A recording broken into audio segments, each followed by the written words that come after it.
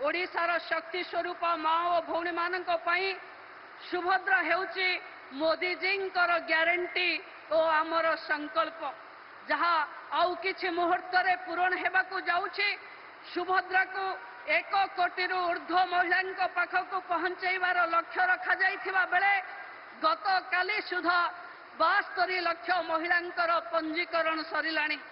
ओडिशा सरकारंकर जुगांतकारी योजना सुभद्रार स्वागत पदयात्रा रे गोटे दिन में 68,18,000 मिशन शक्तिर महिला माने सामिल होई यह हृदयर सहित एक जुगांतकारी योजना भावे स्वागत करिसंती।